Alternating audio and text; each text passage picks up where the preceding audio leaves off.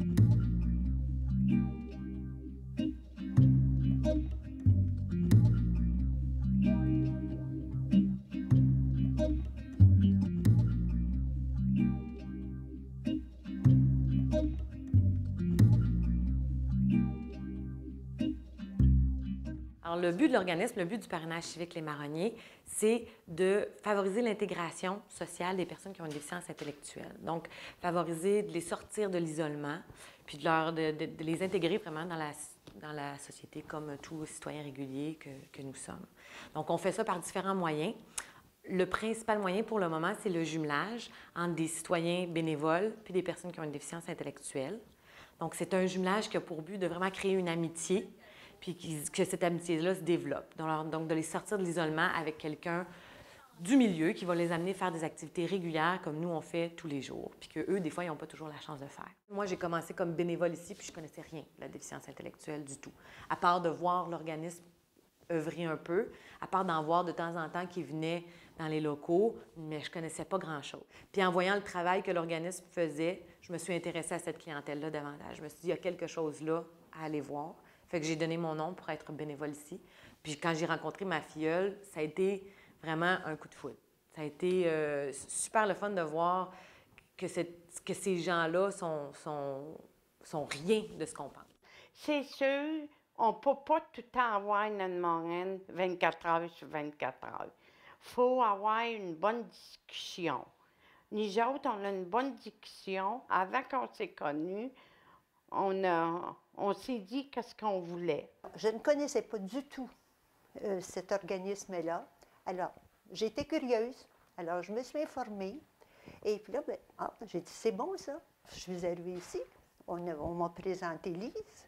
Et Lise, elle est tout de suite tombée, si je peux dire, amoureuse. Elle était toute fière, toute contente. Et puis moi, je trouvais qu'elle avait de la vie. Ah ben, j'ai dit, je pense qu'on peut faire quelque chose de bien ensemble. Et c'est ainsi que notre relation a débuté.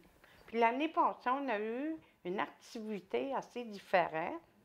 On s'est fait photographier par le photographe de Pauline Marois. J'ai beaucoup aimé ça. Avec ce chandail-là, on était étendus sur le gazon. Cette activité-là, j'aurais aimé en avoir encore. Comment un peu travailler, si on peut dire, ou comment inclure ces personnes-là dans des groupes de citoyens. Bien, par exemple, on travaille avec un organisme qui s'appelle Bouffe Action de Rosemont. C'est un organisme dans le quartier Rosemont qui vise en fait à travailler sur la sécurité alimentaire. Donc, ils aident par différents moyens des gens à avoir accès à de la nourriture ou donner des cours pour faire à manger, tout ça.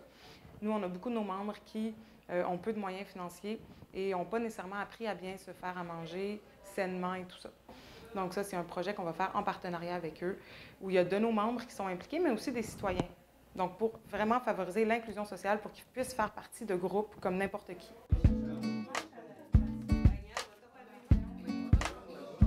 Show me love, the kind that never fades. Show me love, the kind that bursts in like the day.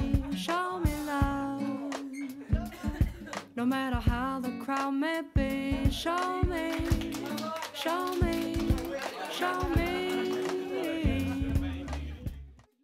Moi, ma fille, elle apprenait pas le transport en commun.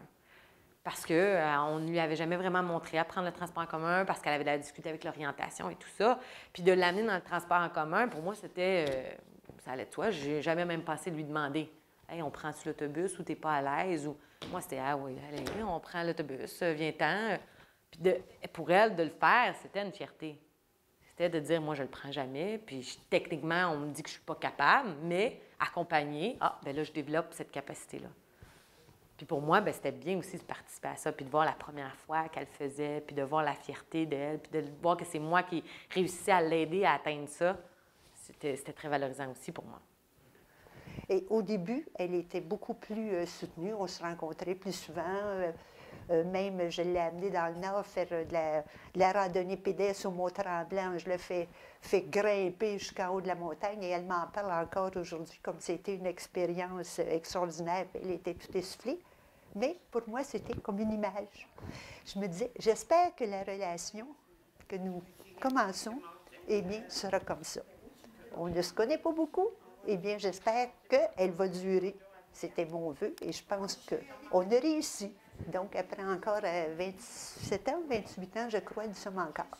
Et nos expériences sont différentes aujourd'hui. Nous avons évolué toutes les deux. Les demandes, les exigences sont différentes. Mais on a encore ce respect. On a encore le goût de se boire. On a encore le goût de se parler. Alors, je trouve que c'était aussi enrichissant pour moi que ça l'a été pour elle. Alors, des fois, je me dis, c'est un petit peu drôle, hein? On pense d'aider, mais dans le fond, on reçoit peut-être plus qu'on donne. On voit toujours des gens qui vivent avec une différence, puis on accepte ça parce que ça fait partie de la vie, parce qu'on rencontre des gens, on fait des belles rencontres, on aime ça, puis généralement, en tout cas, beaucoup de gens aiment s'entourer de gens un peu différents parce que ça donne un peu de la couleur, puis ça donne du pep à la vie.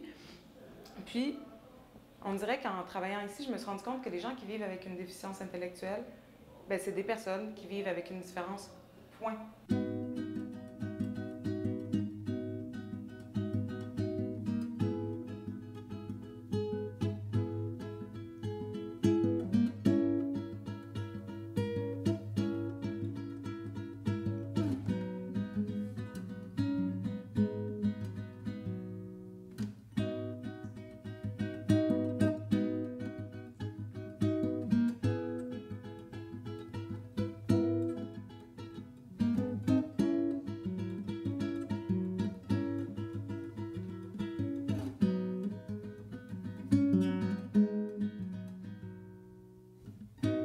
Where we go is untimely. We don't know if we'll be back again. The right song, if it's kept right, won't stay in an angry throat too long. The playboys have played the field and made the girls mine. The movement was bold and red like this face of mine. The way that your color lets the caretaker find the key. And if I stay long enough, I know that you'll see my songs always move toward the necessity.